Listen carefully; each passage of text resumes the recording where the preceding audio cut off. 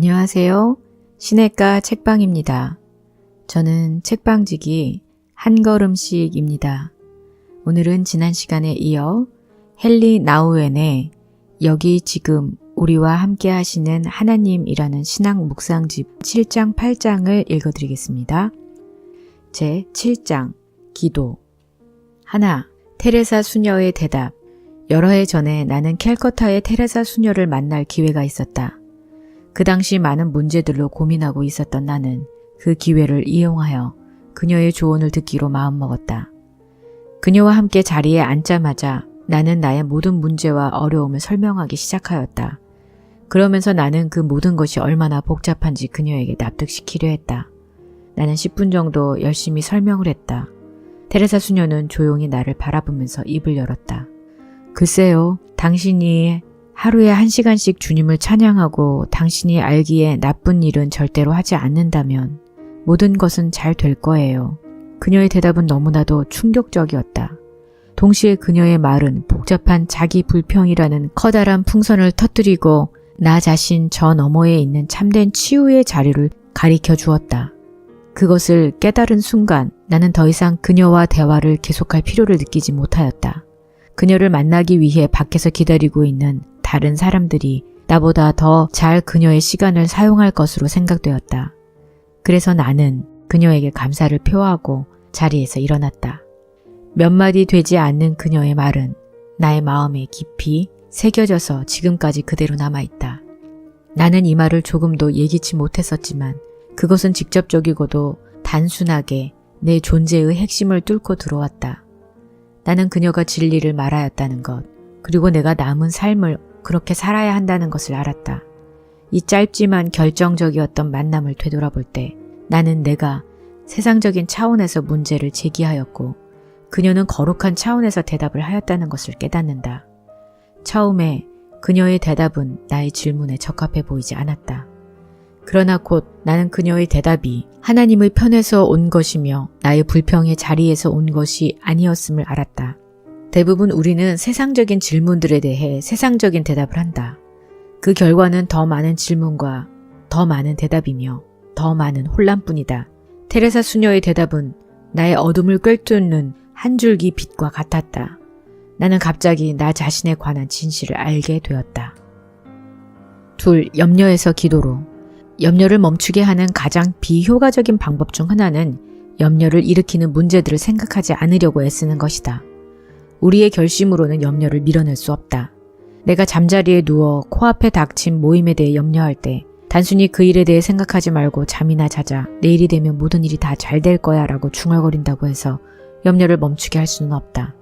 나의 마음은 네가 그것을 어떻게 알지? 라면서 다시 염려한다.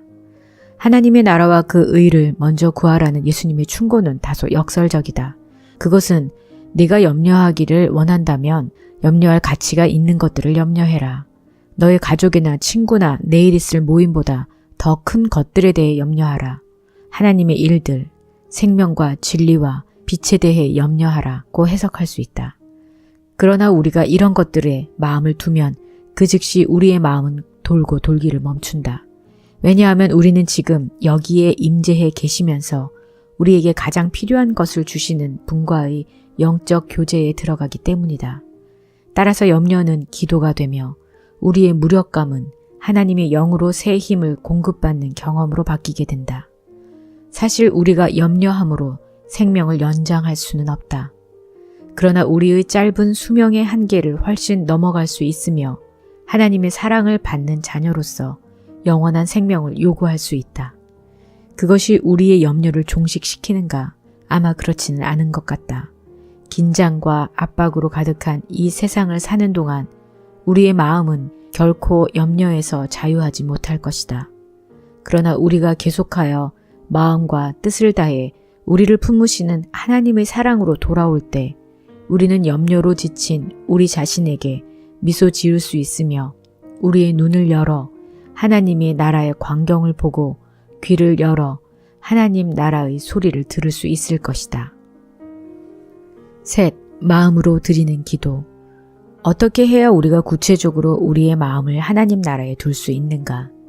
내가 잠자리에 누워 많은 염려로 인해 잠을 이루지 못할 때, 일을 하면서도 잘못될 수 있는 모든 경우에 대해 근심할 때, 나의 마음이 죽어가는 친구에 대한 걱정에서 벗어날 수 없을 때 나는 무엇을 해야 할까?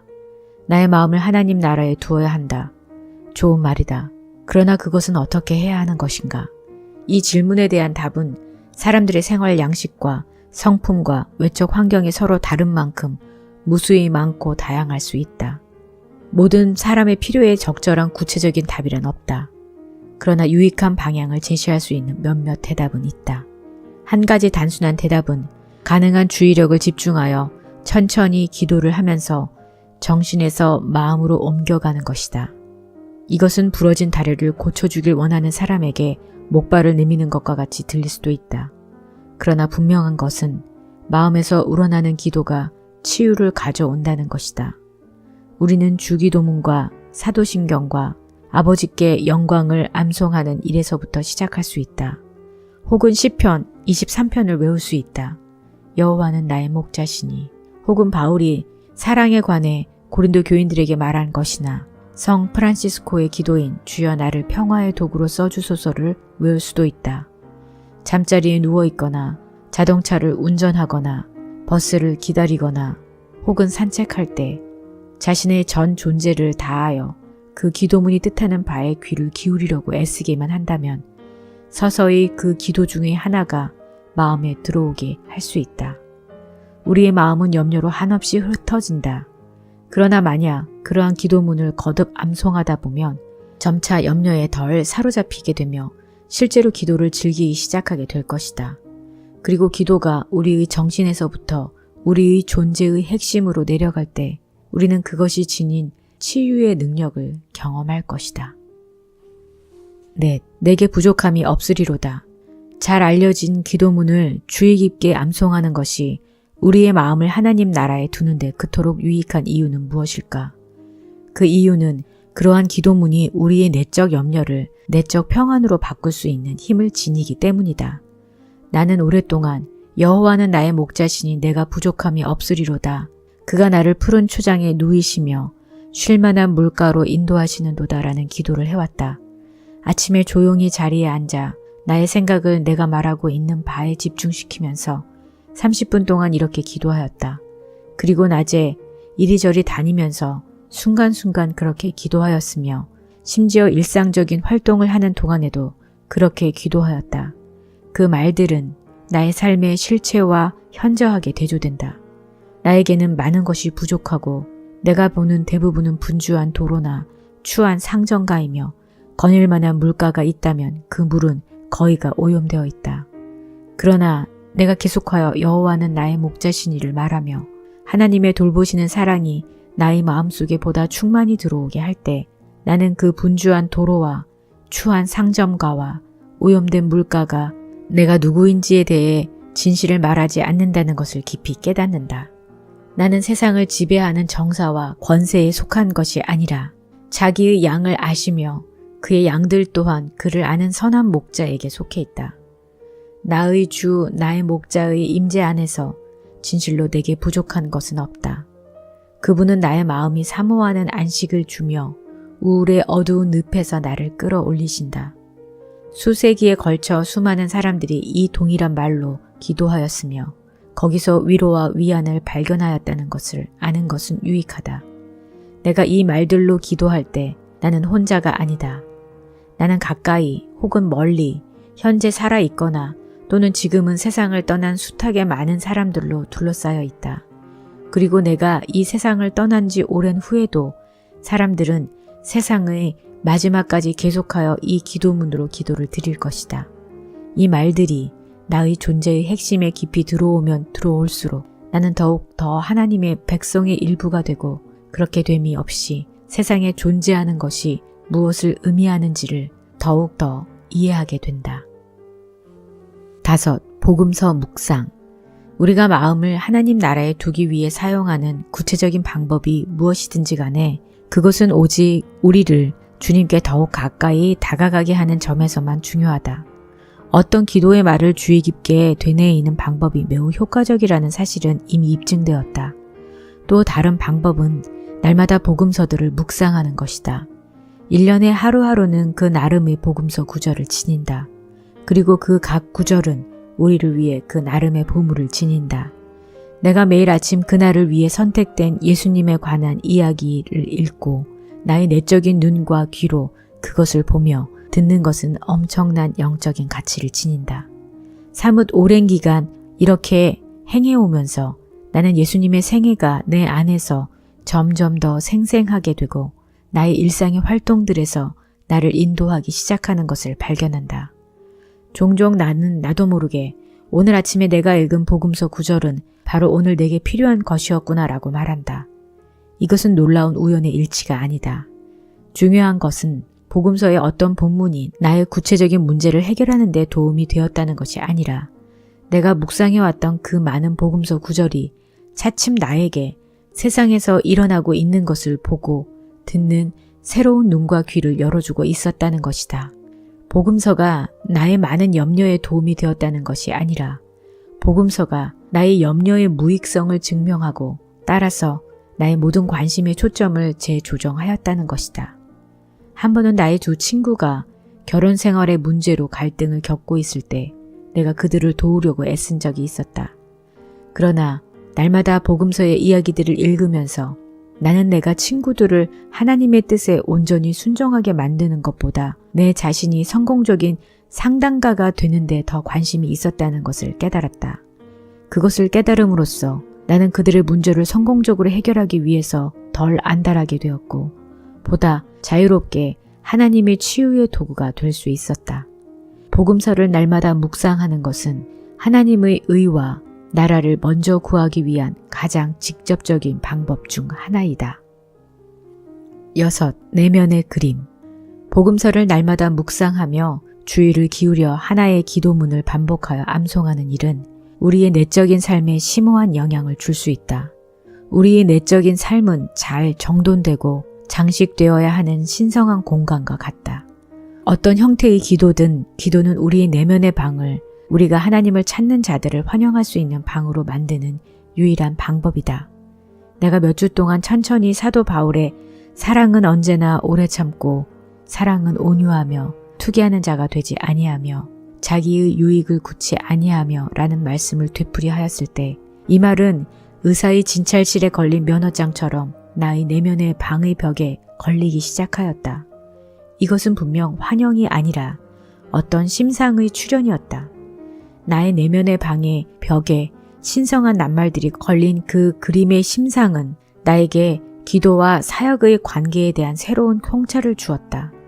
나는 낮에 사람들을 만날 때면 언제나 그들을 나의 내면의 방에 영접하며 그 방에 걸려있는 그림들이 우리의 만남을 인도해 줄 것을 믿는다.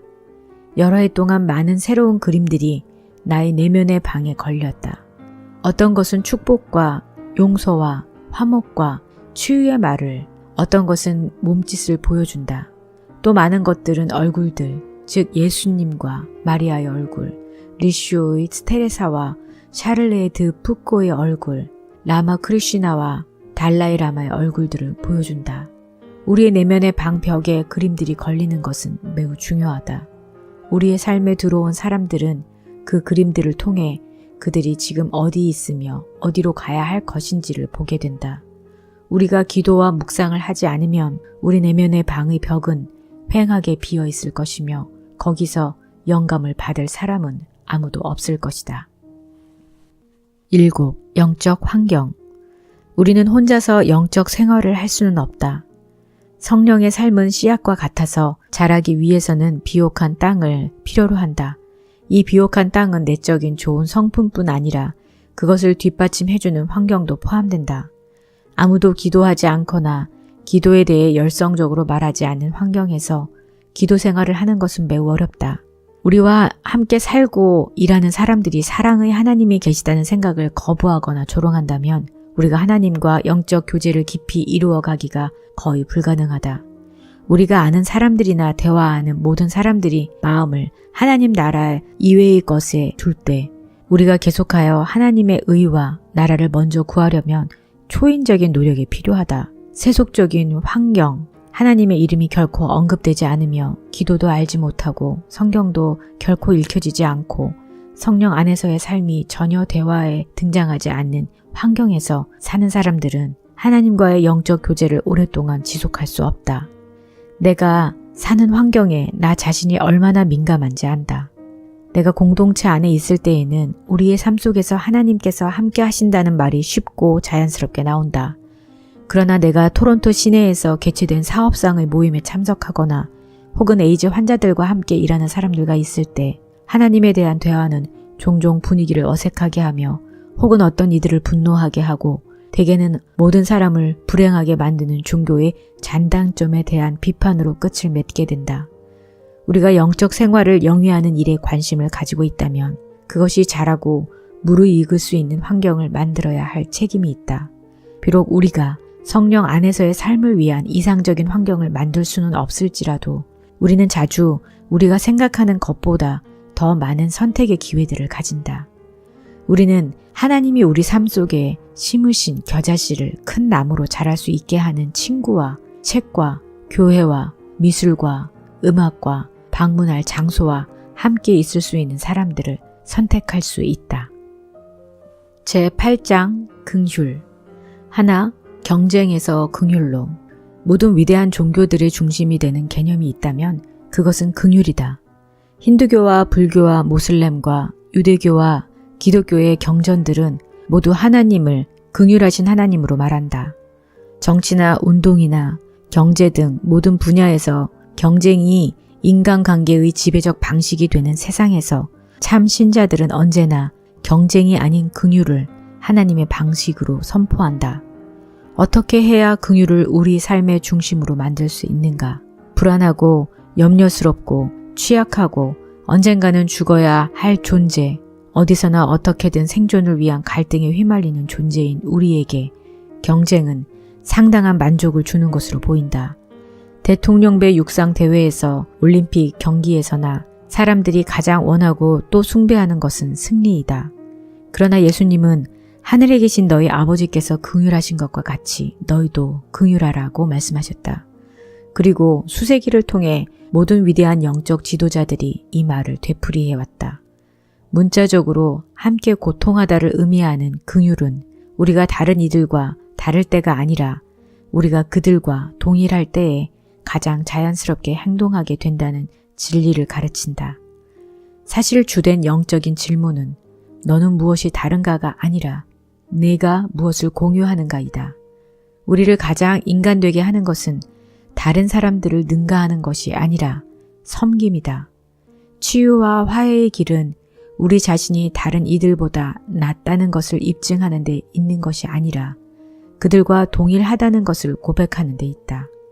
긍휼이란 다른 사람들이 고통받는 현장에 함께 있는 것이며 기꺼이 연약한 자들과 교제하는 것이다. 그것은 사람들 사이에 정의와 평화를 이루는 하나님의 방법이다. 그것이 가능할까? 그렇다. 가능하다. 그러나 그것은 우리가 사랑을 얻기 위해 경쟁할 필요가 없으며 우리를 긍휼하라고 부르시는 그분이 값없이 우리에게 사랑을 주신다는 것을 철저하게 믿을 때에만 가능하다. 2. 사랑받는 자가 되라. 예수님은 말씀으로 뿐만 아니라 삶을 통해 우리에게 긍휼의 길을 보여주신다. 그분은 하나님이 사랑하시는 아들로서 말씀하시고 사신다. 마태는 예수님이 생애에서 가장 중심되는 사건을 예수께서 세례를 받으시고 곧 물가에서 올라오실새 하늘이 열리고 하나님의 성령이 비둘기같이 내려 자기 위에 임하심을 보시더니 하늘로서 소리가 있어 말씀하시되 이는 내 사랑하는 아들이요 내 기뻐하는 자라 하시니라고 기술했다. 마태복음 3장 16절로 17절. 이 사건은 예수님의 참된 신분을 계시한다. 예수님은 하나님의 사랑하시는 아들이다. 이 영적 진리가 그분의 모든 생각과 말과 행동을 인도할 것이다. 그것은 예수님께서 긍휼하신 사역을 행하실 기초이다. 이것은 그분이 물에서 나오셨을 때 임하셨던 동일한 성령이 그분을 광야로 이끌어 시험을 받게 하셨다는 데에서 매우 분명해진다. 거기서 시험하는 자가 그분에게 와서 그분이 사랑받을 가치가 있는지 증명하라고 요구하였다. 시험하는 자가 예수님에게 돌을 떡으로 만드는 것과 같은 유용한 일을 하라. 높은 탑 꼭대기에서 뛰어내리는 것 같은 세상을 떠들썩하게 하는 일을 하라. 나에게 충성을 맹세하는 것과 같은 권력을 얻을 수 있는 일을 하라고 유혹했다. 이 세 가지 시험은 예수님을 유혹하여 사랑을 탈취하는 경쟁자가 되게 하려는 방법이었다. 시험하는 자의 세상은 사람들이 유용하고 선풍적이고 유력한 일을 함으로써 애정과 존경을 가져다주는 메달을 얻음으로 사랑을 쟁취하려 하는 세상이다. 그러나 예수님은 매우 분명하게 내가 사랑을 받을 가치가 있다는 것을 증명할 필요가 없다. 나는 하나님의 사랑하는 아들이다. 그분은 나를 기뻐하신다고 대답하셨다. 예수님은 이 시험하는 자에 대해 승리하셨기 때문에 자유로의 긍휼의 삶을 선택할 수 있게 되었다. 셋, 낮은 곳에 임하는 길. 긍휼의 삶은 하향 운동성의 삶이다. 상향 운동성이 규범인 사회에서는 하향 운동성은 권장되지 않을 뿐 아니라 심지어 아둔하고 불건전하고 어리석음으로까지 간주된다. 높은 보수를 주는 일자리가 있는데 누가 보수가 낮은 일자리를 택하겠으며 부자가 될 수 있을 때 누가 가난을 택하겠는가? 주인공이 될 수 있는 기회인데 누가 조연을 하려고 하겠는가? 같은 시간에 많은 사람을 도울 수 있을 때 누가 공경에 처한 소수의 사람들과 함께 하기를 택하겠는가? 또 사방에서 급한 일이 밀어닥치는데 누가 고독한 자리를 찾아 기도하러 가겠는가? 이제까지 나는 더 높이 올라가라는 많은 선의의 격려를 받아왔다. 그럴 때마다 당신은 거기서 훨씬 더 많은 사람들을 위해 더 많은 좋은 일을 할 수 있다는 속삭임이 있었다. 그러나 높은 곳으로 가라는 이 소리는 복음서에는 없다. 예수님은 자기 생명을 사랑하는 자는 잃어버릴 것이요. 이 세상에서 자기 생명을 미워하는 자는 영생하도록 보존하리라고 말씀하셨다. 요한복음 12장 25절. 또한 너희가 돌이켜 어린아이들과 같이 되지 아니하면 결단코 천국에 들어가지 못하리라고 하셨다. 마태복음 18장 3절. 그리고 이방인의 집권자들이 저희를 임의로 주관하고 그 대인들이 저희에게 권세를 부리는 줄을 너희가 알거니와 너희 중에는 그렇지 아니하니 너희 중에 누구든지 크고자 하는 자는 너희를 섬기는 자가 되고 너희 중에 누구든지 으뜸이 되고자 하는 자는 너희 종이 되어야 하리라. 인자가 온 것은 섬김을 받으려 함이 아니라 도리어 섬기려 하고 자기 목숨을 많은 사람의 대속물로 주려 함이라 고도 하셨다.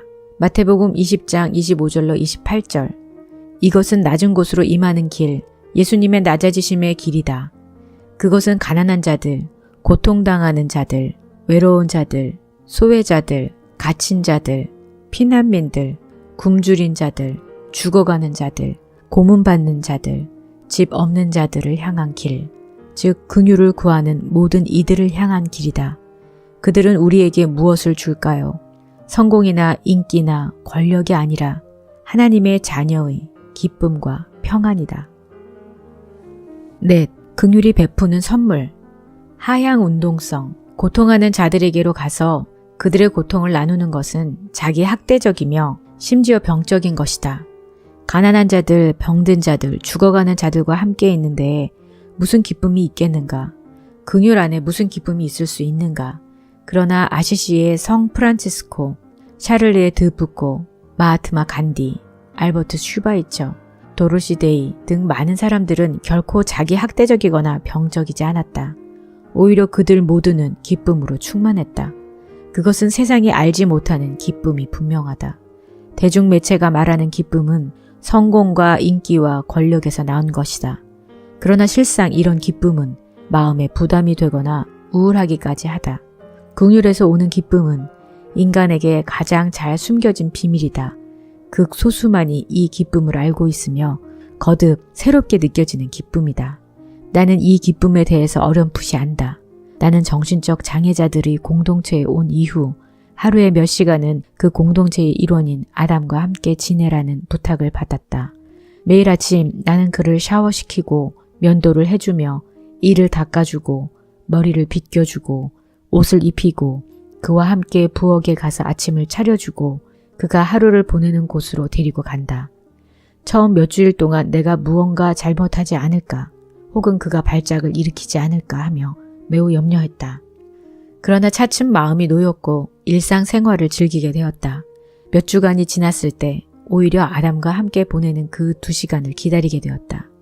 아담을 알게 된 것에 대해 감사하다는 마음이 들었다.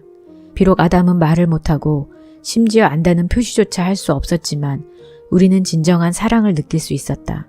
아담과 함께 보내는 시간은 귀중한 시간이 되었다. 어느 날 친구가 방문하여 장애자들과 함께 일하는 것보다 더 중요한데 시간을 사용할 수 있지 않은가? 자네처럼 학식이 높은 사람이 한다는 일이 고작 이런 것인가? 라는 것이었다. 아무리 설명해도 나는 아담과 함께하는 기쁨을 설명할 수 없다. 이 기쁨은 스스로가 발견하는 것이기 때문이다. 이 기쁨은 긍휼이 주는 은밀한 선물이다. 우리는 항상 이것을 잊고 엉뚱한 곳에서 찾는다. 그러나 우리가 고통이 있는 곳으로 돌아올 때 우리는 이 세상의 것이 아닌 새로운 기쁨을 느끼게 된다. 5. 우리가 있는 바로 그곳. 만약 우리가 긍휼한 삶을 영웅적인 자기 부인의 삶으로 생각한다면 그것은 슬픈 일이다. 인기를 향한 상향적인 움직임이 아니라 하나님을 향한 하향적인 움직임인 긍휼은 영웅적인 제스처나 세상을 떠들썩하게 하는 방향 전환을 필요로 하지 않는다. 사실 긍휼의 삶은 대부분 일상의 평범함에 갖추어져 있다.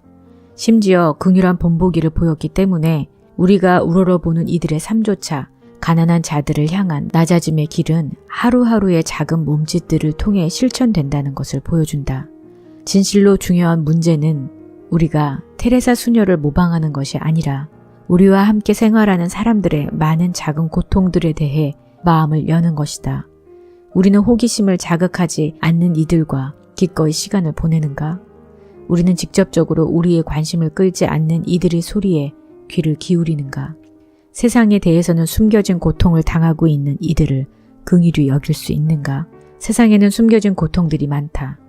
안정감을 느끼지 못하는 10대의 고통, 서로 간에 더 이상 사랑이 없다는 것을 느끼는 남편과 아내의 고통, 사람들이 자신보다 그가 가진 돈에 더 많은 관심을 가진다고 생각하는 부자의 고통, 가족과 친구들로부터의 소외감을 느끼는 동성 연애자들, 돌보아주는 친구, 만족을 주는 일이나 화목한 가정이나 함께 생활할 안전한 이웃이 없는 무소한 사람들의 고통, 외로움을 느끼며 인생이 과연 살 가치가 있는지 의심하는 수많은 사람들의 고통 등이 있다. 우리의 생의 사다리의 위를 보지 않고 아래를 보기만 한다면 우리가 가는 곳 어디서나 사람들의 고통을 보며 어디에 있든지 긍휼을 요구하는 호소를 듣는다.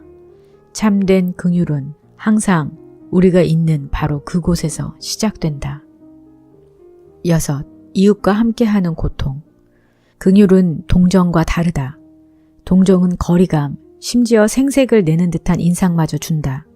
종종 나는 동정심을 가지고 행동한다. 나는 거리의 거지에게 돈을 준다.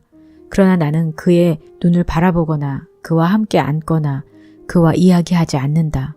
나는 너무 바빠서 나에게 손을 내미는 그 사람에게 관심을 쏟을 수 없다. 나는 돈으로 나의 개인적인 관심을 대신하고 그를 지나칠 수 있는 구실을 만든다. 긍휼은 고통을 당하는 사람과 가까워지는 것을 의미한다. 그러나 우리는 자신이 기꺼이 약해질 수 있을 때 다른 사람에게 가까이 갈 수 있다. 긍휼한 사람은 나는 당신의 형제이다. 나는 당신의 자매이다. 나는 약하고 죽을 수밖에 없는 인간이다. 당신과 똑같은 인간이다. 나는 당신의 눈물 때문에 붕괴하지 않고 또 당신의 고통을 두려워하지도 않는다. 나 역시 운 적이 있고 고통을 느낀 적이 있다고 말한다. 우리의 상대방이 다른 사람이길 그만두고 우리처럼 될 때 우리는 비로소 그 사람과 함께 있을 수 있다. 때로 우리가 긍휼을 보이기보다 동정을 보이는 것이 훨씬 쉽게 생각되는 것도 아마 이런 이유 때문일 것이다. 고통하는 사람은 우리에게 우리 자신의 고통을 깨달으라고 요구한다. 자신이 고독해본 경험 없이 어떻게 다른 사람의 고독에 반응할 수 있겠는가? 내 자신의 장애를 인정하지 않고서 어떻게 장애를 가진 사람들에게 가까이 갈 수 있겠는가? 내가 내 자신의 가난을 고백하기를 꺼리면서 어떻게 가난한 자들과 함께 할 수 있는가? 나의 삶을 되돌아볼 때 가장 위대한 위로와 위안의 순간은 누군가 나는 당신의 고통을 없애줄 수 없고 당신의 문제를 해결해 줄 수 없다.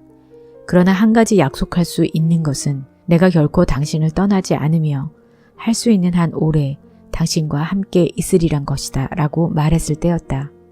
우리의 삶에는 많은 슬픔과 고통이 있다. 그러나 우리가 슬픔과 고통을 홀로 짊어지지 않아도 된다는 것은 얼마나 큰 축복인가. 그것이 바로 긍휼이 주는 선물이다. 7. 침묵. 진정한 긍휼의 순간들은 죽는 날까지 우리의 마음에 새겨져 있을 것이다.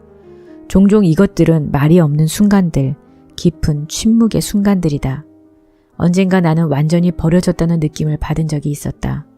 나의 마음은 고뇌에 가득 차 있었고 절망적인 생각만이 들었으며 몸은 심하게 경련을 일으켰다.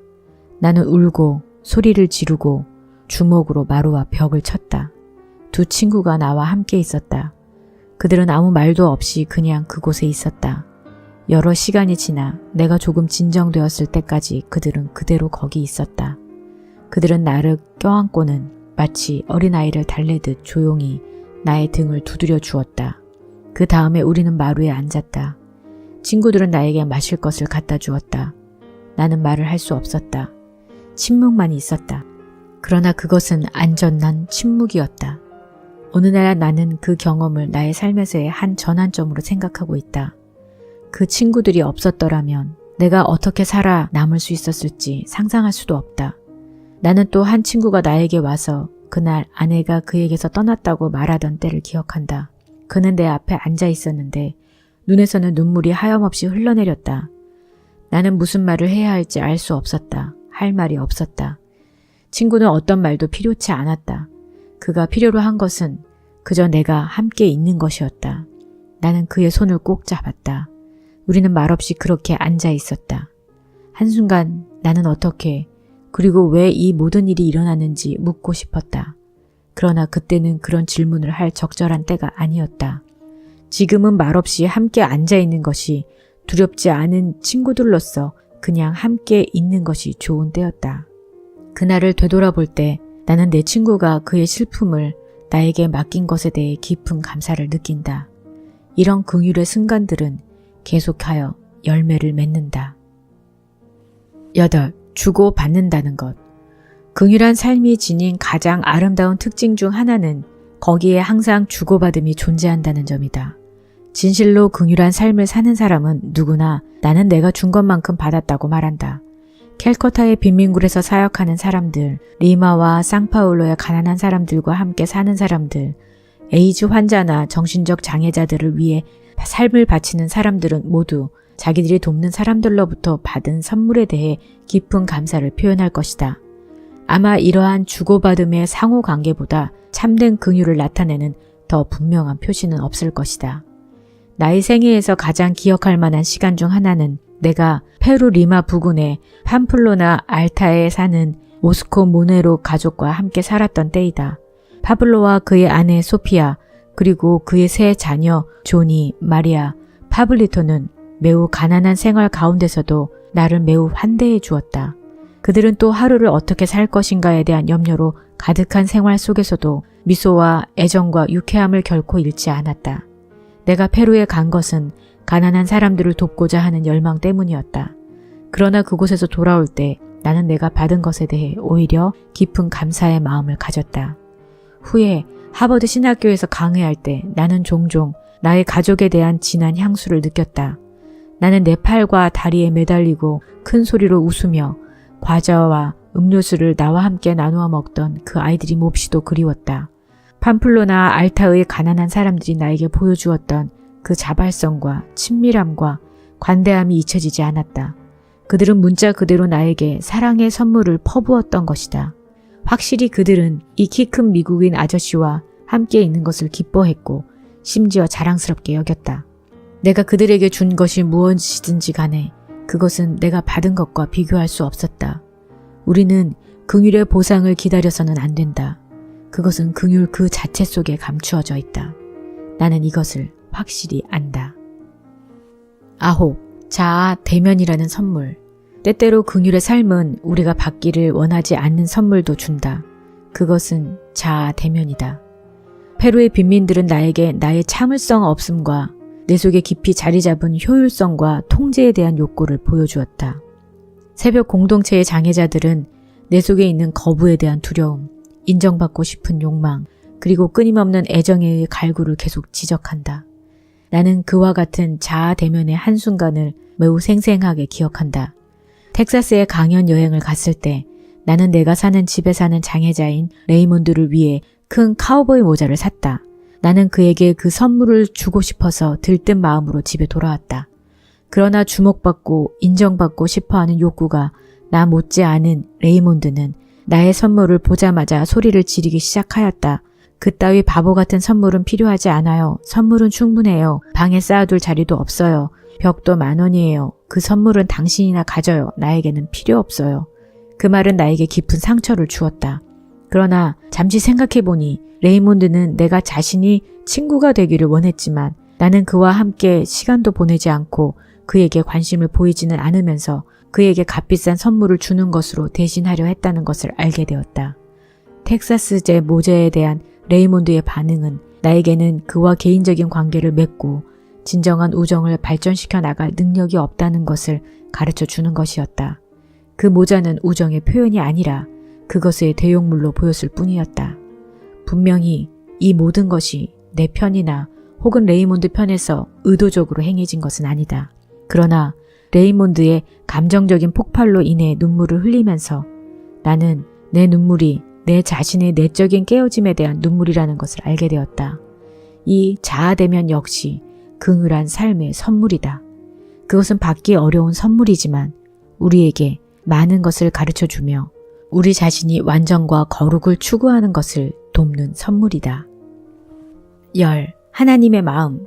세상에서 참으로 긍휼한 마음, 모든 사람들에게 언제나 열려있는 마음을 가지고 산다는 것은 무엇을 의미하는가? 긍휼은 불쌍히 여김이나 감정이입 이상이라는 것을 깨닫는 것은 매우 중요하다. 우리가 사람들의 고통을 듣고 그들의 고통을 나의 고통으로 느끼라는 강요를 받는다면 우리는 곧 감정적 한계에 부딪힐 것이다. 우리는 잠시 동안 그리고 몇몇 사람들의 고통만 들을 수 있을 뿐이다. 우리는 사회에서 인간의 불행에 대한 너무도 많은 뉴스를 듣는데 단순히 그것이 과중하다는 이유만으로 우리의 마음은 쉽사리 마비된다. 그러나 하나님의 긍휼하신 마음에는 한계가 없다. 하나님의 마음은 인간의 마음보다 무한히 크다. 우리가 기진하거나 마비됨이 없이 모든 사람을 사랑할 수 있게 하기 위해서 하나님께서 우리에게 주시려는 것은 바로 그 신적인 마음이다. 우리가 하나님이여 내 속에 정한 마음을 창조하시고 내 안에 정직한 영을 새롭게 하소서. 나를 주 앞에서 쫓아내지 마시고 주의 성신을 내게서 거두지 마소서라고 기도하면서 구하는 마음도 이 긍휼한 마음이다. 시편 51편. 하나님의 성령이 우리에게 주어진 것은 우리가 하나님의 긍휼에 참여하는 자가 되어 언제나 하나님의 마음으로 모든 사람에게 다가갈 수 있게 하기 위함이다. 오늘은 7장과 8장을 정리해 드렸습니다. 다음 시간에는 마지막 시간으로 9장, 10장, 11장을 읽어드리도록 하겠습니다. 감사합니다. 다음 시간에 뵐게요. 안녕히 계세요.